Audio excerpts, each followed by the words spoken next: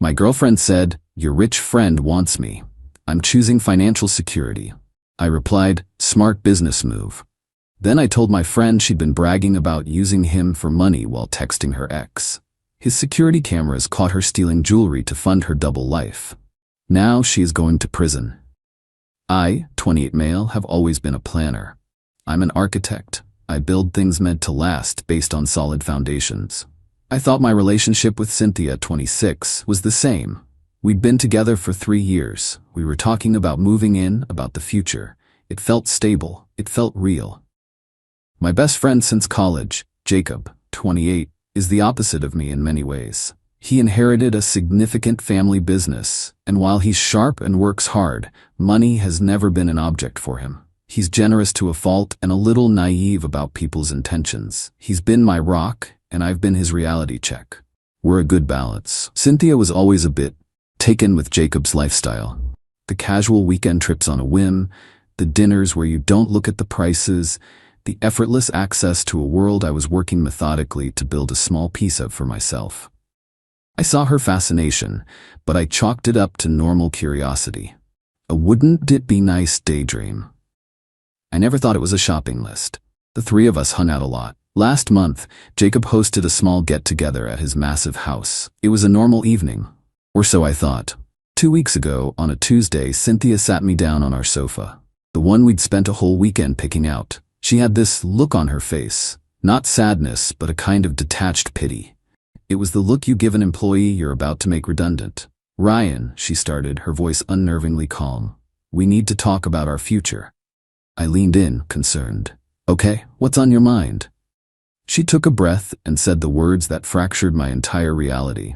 "Jacob has feelings for me. He's made them clear, and I think I want to explore that." I just stared at her. My brain was trying to catch up. Jacob? My Jacob? It felt like a scene from a terrible play. "You want to break up with me? For my best friend?" She straightened her back, and the pity was replaced by a chilling pragmatism. "Don't make this dramatic. I'm 26. I've been with you through your late nights studying, your low-paying internship, all of it. I've paid my dues. Jacob can offer me a life right now that you might not be able to give me for another 20 years. If ever." I felt a cold wave wash over me, extinguishing any heat of anger. It was so transactional. "So this is a financial decision," I said. It wasn't a question. She nodded as if I'd finally understood a complex business proposal. "I'm choosing financial security, Ryan. I'm choosing a future where I don't have to worry. I love you, in my own way, but love doesn't pay for the things I want in life." My heart should have shattered. It should have been a screaming, crying, plate-throwing moment, but her absolute lack of emotion just flipped a switch in my head. The architect took over. The foundation was compromised. The structure was condemned. Time for a controlled demolition. I looked at her, held her gaze, and gave her a small, tight smile. "Smart business move, Cynthia. I wish you the best in your new venture." Her jaw tightened. That wasn't the reaction she wanted. She wanted a fight, tears, begging. She wanted to be the one who got away, the prize Jacob had won. My calm acceptance was an insult to the value of what she was discarding. She stood up, huffed, and left. I didn't do anything for the first few days. I just existed in the silence, which was deafening. But I kept seeing her ghost everywhere, and with it, a nagging suspicion. She'd been so cagey with her phone for months. The name Jason would pop up and she'd swipe it away. "An old friend," she'd said. I trusted her. On Friday night, after too much whiskey, I picked up the shared tablet we used for movies.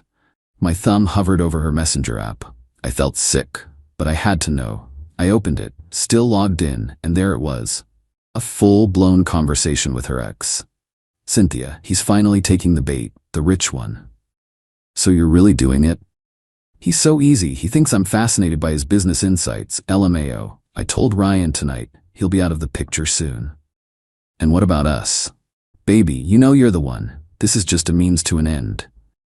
Once I'm settled, we can have the life we want. No more worrying about your debts." "I'll handle it. I just need you to be patient and discreet." The whiskey turned to acid in my stomach. She wasn't just a gold digger. She was a parasite, planning to latch on to my best friend to feed another man. This was no longer just about my broken heart. It was about protecting Jacob. I took screenshots, logged out, and fell into a troubled sleep. I know I have to tell him. I just don't know how. He's not going to believe me. Update 1. It's been one of the worst weeks of my life. I feel like I've lost everything. I spent the weekend in a haze, wrestling with what to do. Every time I picked up the phone to call Jacob, I'd put it down again. What if he didn't believe me? What if he thought I was just a jealous ex? I was about to ruin his happiness, and maybe my oldest friendship along with it. The screenshots felt like a grenade in my pocket. What finally pushed me was a post on social media. One of our mutual friends posted a picture from a fancy brunch. There they were, Jacob and Cynthia, beaming. She was wearing a delicate gold bracelet I'd never seen before. The caption was full of hearts and talk of a perfect new beginning. Seeing her smile, knowing it was funded by a lie and that Jacob was just a mark, made me physically ill. I called him and asked to meet. He sounded so happy. It was gut-wrenching. We met for a beer. The moment I sat down, he could tell something was wrong. I stumbled through it, trying to explain as gently as I could before finally just showing him the screenshots on my phone. The result was worse than I imagined. He read them, his face hardening, but not in the way I expected. He looked at me, not her, with pure disbelief and anger. "Are you serious, Ryan?" he said, his voice low. "You come to me with this? You're screenshotting things from a tablet because you can't handle that she chose me?" "Jacob, look at what she's saying. She's playing you." "Or you're playing me," he shot back, his voice rising. "This is insane. You're my best friend. You're supposed to be happy for me if I find someone. Instead, you bring me this garbage. It's pathetic." He didn't believe me, not one bit. He saw it as a desperate, vindictive act. He paid for the beers, stood up, and looked down at me. "I think we need some space. Don't call me." He walked out. I just sat there. In the span of a week, I'd lost my girlfriend and now my best friend. I went home and deleted the screenshots. I'd done what I thought was right, and it had blown up in my face. It was over. I had to just let it go and let him get burned. There was nothing more I could do. Update 2. The last month has been a special kind of hell. Complete radio silence from Jacob. I saw him once from across the street, and he turned and walked the other way. Mutual friends stopped calling. I was officially the bad guy, the bitter ex who couldn't let go. I focused on work, putting in 12-hour days just to keep my mind from replaying that horrible conversation at the bar. I was starting to accept that my friendship with Jacob was a casualty of Cynthia's war. Then, last night my phone rang. The screen said Jacob. My heart hammered in my chest. I answered. "Hello?" His voice was hollow, empty. "Ryan, can you talk?" "Yeah, what's up?" There was a long pause, then a shaky breath. "You were right, about everything. God, you were so right, and I was such an idiot." He told me what had happened. His mother's 60th birthday was coming up, and she'd asked if she could wear the sapphire necklace his late grandmother had left her, a family heirloom he kept in a safe box in his home office. He'd told her, of course. He went to the office to get it, and the velvet box was empty. His first thought was panic. He thought he'd been robbed. He and his family's head of security started doing a full inventory of valuables for an insurance claim. That's when they found more things missing. A Patek Philippe watch he only wore on special occasions. A pair of diamond cufflinks, small, extremely high-value items whose absence wouldn't be noticed immediately. His security guy, a former police detective, suggested they review the internal security footage. The system was installed years ago after a staff member was caught stealing. Jacob said he never even looked at it. They spent a full day going back through weeks of footage. And there it was. Not a stranger, not a cleaner. It was Cynthia, on multiple occasions. The footage was sickeningly clear. Her waiting until Jacob was outside on a call, slipping into the office, opening the drawer with a confident familiarity. Taking the necklace.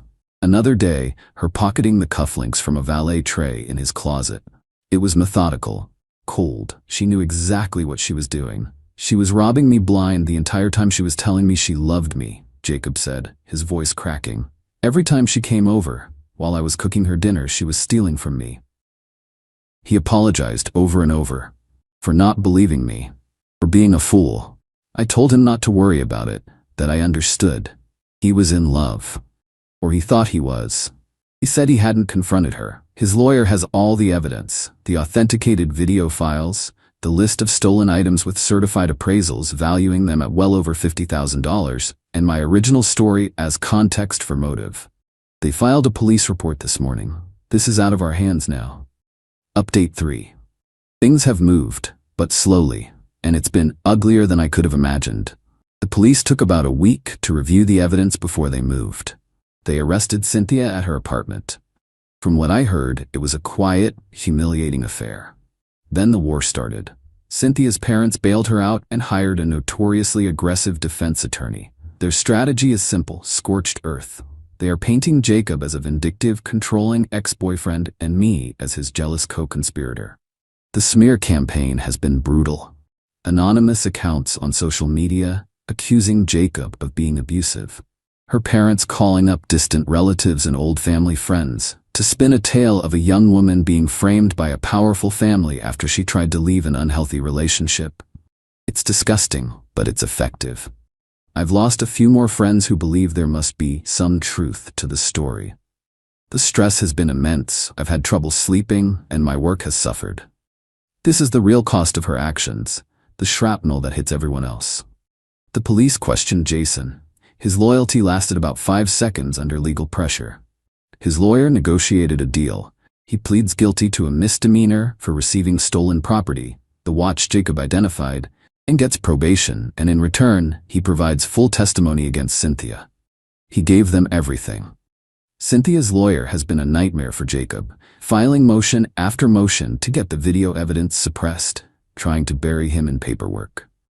Their official story is that the items were lavish gifts from a love-bombing Jacob. And this is all a misunderstanding. The videos of her sneaking into his office and pocketing things make that a hard sell, but it doesn't stop them from trying to create doubt and drag out the process.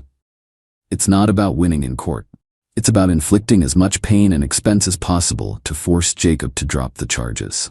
He's not budging. If anything, their disgusting tactics have made him more resolute. Final update. It's finally over. The whole process took nearly a year of my life. The trial date was set for last month. Cynthia's lawyer's pretrial motions were all denied by the judge. The evidence was just too strong. The combination of the crystal-clear video, the detailed financial appraisals of the stolen items, and the testimony of her supposed true love, Jason, created an airtight case for the prosecution. On the eve of the trial, facing a potential sentence of 5 to 7 years if convicted by a jury, Cynthia finally buckled. She accepted the DA's final plea offer. I went with Jacob to the sentencing hearing. It wasn't for a victory lap. It was to close the book. Cynthia stood before the judge, a shadow of the arrogant woman who had coolly dismantled my life. Her parents sat in the front row, looking broken and defeated. She pleaded guilty to 1 count of grand larceny.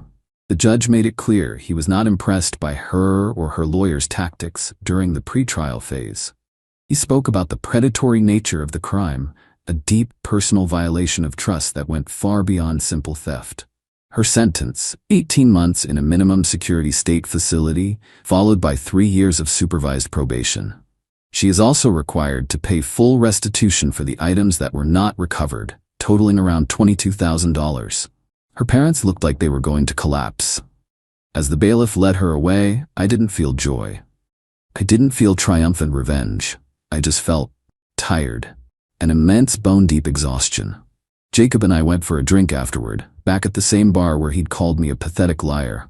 He raised his glass. To foundations, he said, the ones that hold. We drank to that. Our friendship survived, but it's different.